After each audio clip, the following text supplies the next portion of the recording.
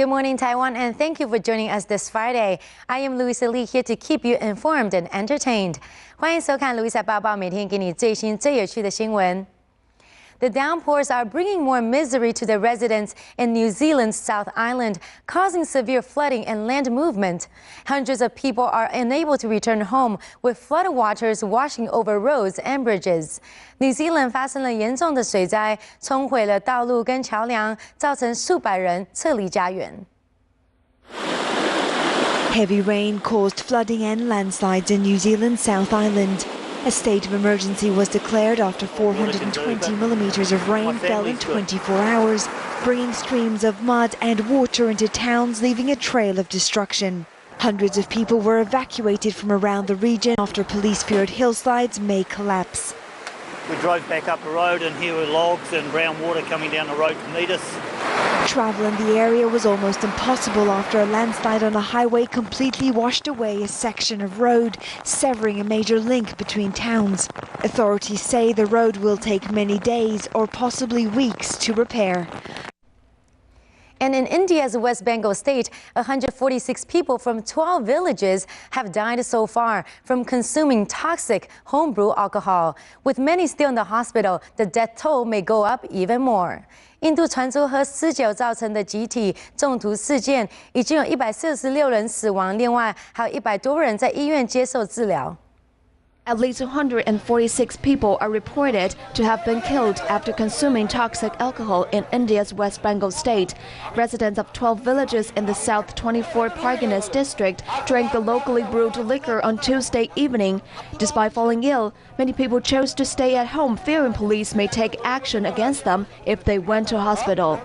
On the next day, a large number of people, including 2 children, have been admitted to hospitals in the area with symptoms of alcohol poisoning. Around 100 other people are being treated in hospital, with around 70 people among them are in critical condition. Officials worry that the death toll could rise. The police have searched 4 breweries who allegedly added ammonium nitrate in the alcohol to add flavor. The illegal alcohol usually costs as little as 10 rupees, around 20 US cents, and is therefore popular among poor and daily wage workers. The tainted liquor can lead to sickness, vomiting, and death.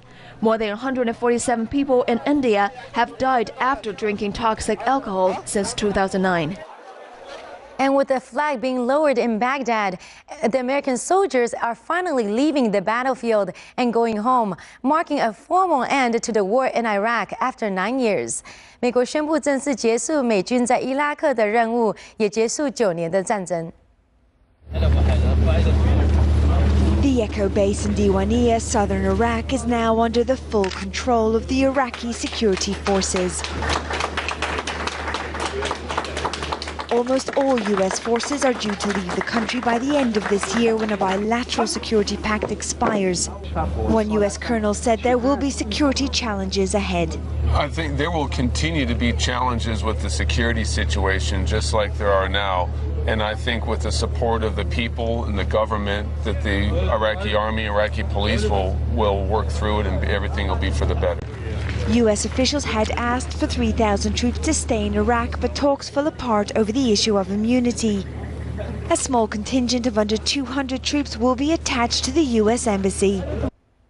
And in other news, the demonstrations are contagious. Protesters in different corners of the world have been making their voices heard by taking it to the streets. And that's why Time magazine has named a collective protester as its Person of the Year. Time magazine 把今年的风云人物颁给了全球的抗议民众，因为他们推翻了集权统治。 From the Arab Spring to the Occupy Wall Street movement, the protester is Time magazine's 2011 Person of the Year. This year has seen an almost unprecedented rise in both peaceful and sometimes violent unrest on almost every continent. Time International editor Jim Frederick explained the choice of the global protester. And then suddenly, almost out of nowhere, all across the globe, you have global mass market protests that, we're 2 regimes down and counting, whether it's in Russia and London, Wall Street, and all across the Middle East. Suddenly the protest has become one of the ways that people are actually taking back political power. Time magazine defines the Person of the Year as someone who, for better or for worse, influences the events of the year. the Occupy Wall Street protesters, or in London, or right now probably even in Russia, what's at stake for them, including life and limb, is not even close to what's happening in most of the Middle Eastern countries, where Egypt and Libya and Tunisia, and where they're trying to take down governments against oppressive regimes. They're putting their life and limb at risk every day. So we did want to get across the concept that for most of these protesters, this is very serious, dangerous business. Protesters in an expanding list of countries have linked their actions to the popular revolutions that have shaken up the Middle East. But will the protesters stay? Frederick says the protester is a force to be reckoned with and one that will be around for a while. Because of the success of the protests this year, that, at least for the time being, governments and people in power are going to have to pay very serious attention to public protesters in a way that for the past couple of decades they had been irrelevant or marginalized. I think that the concept of a mass mobilized protester is a very potent political force and will be now for several years at least.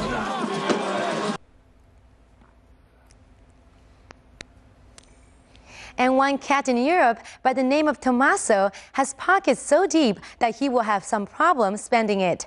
意大利罗马一只黑猫继承了女主人1000万欧元的遗产，遗产包括现金、房子还有土地，非常的富有。 These Roman cats have just got some good news. One of their feline friends, Tommaso, has struck it rich. Tommaso, or Tommasino, how he's affectionately known, is the lucky heir of 10 million euro. The cat was left the money by his owner Assunta after her death. And that's not all. He also inherited a manor in an elegant suburb on the outskirts of Rome, 2 apartments in Rome and Milan, various current accounts, and a piece of land in Calabria in the south of Italy. Apparently childless, the woman chose her cat as beneficiary of her belongings. Rome residents were skeptical about the cat owner's decision. I would have never done it for a cat, not for cats. I would have left something for the cats and the rest would have gone to people in need. I can't accept something like that.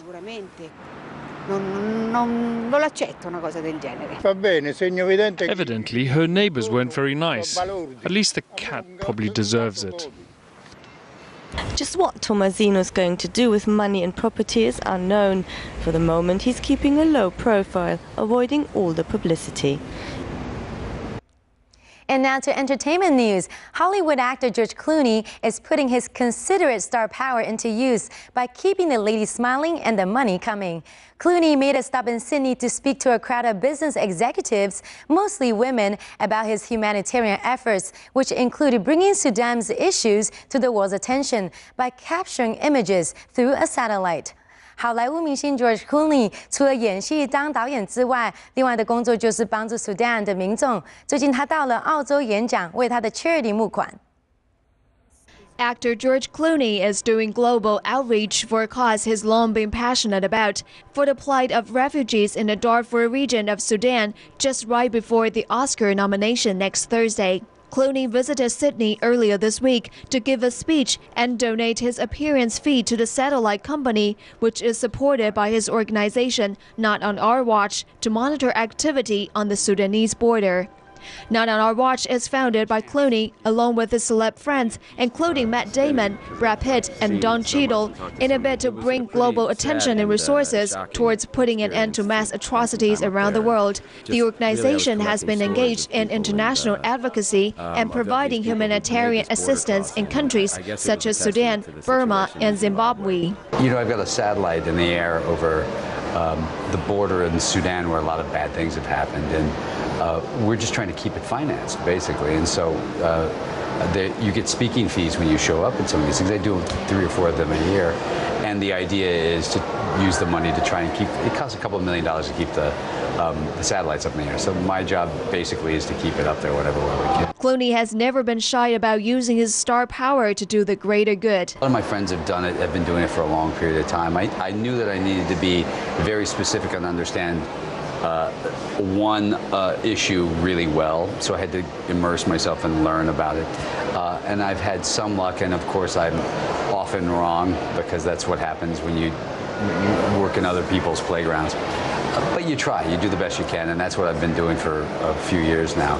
And mostly the reason is because, as you know, and you're around it and you see it a lot, there's a tremendous amount of attention towards celebrity now, of one version or another, earned or not. And it's not so bad if you can deflect some of that to places that don't get attention. Since 2003, the civil war in Darfur has taken over 300,000 lives and forced over 2.5 million people flee from their homes.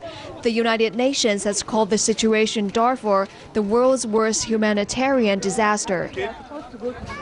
And now to movie news, let's give you a recap of the new releases in cinemas today. In the stunt-heavy spy film, Mission Impossible Ghost Protocol, starring Tom Cruise as the super agent Ethan Hunt, for the fourth film of the franchise, Hunt and his fellow agents are forced to go rogue in order to clear their name after being framed for the bombing of the Kremlin. And pay close attention to the scene on the tallest building in Dubai in the movie, directed by Brad Bird, in which Cruise performed the impossible by carrying out death-defying stunts that will leave your legs wobbling. The Chipmunks are back to cause some trouble, and actor Jason Lee as Dave, their father figure, is feeling it. Directed by Mike Mitchell, Alvin and the Chipmunks Chipwrecked features the voices of Justin Long, Matthew Gray Gubler, J.C. McCartney, Christina Applegate, Amy Poehler, and Anna Faris. In the newest installment, Dave made a wrong decision of taking the monks and the Eds on a cruise trip, with the naughty ones turning the ship into their personal playground. Their uncontrollable behavior eventually gets us shipwrecked on a deserted island, where Dave is forced to find his chipmunks who got lost along the way.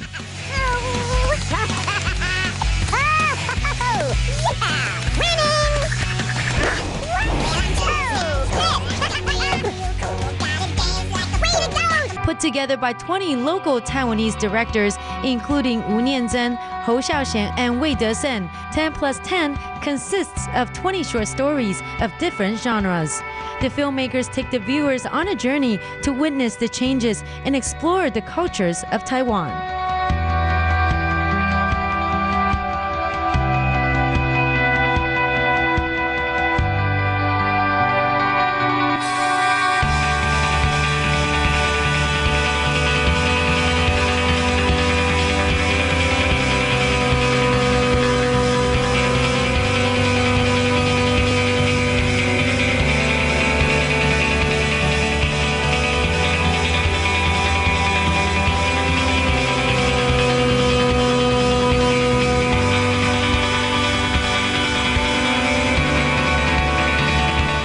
And that's it for this Friday edition. I am Louisa Lee, and enjoy your weekend ahead. We'll see you back here on Monday. Meanwhile, stay with CTS to get the latest Taiwan news.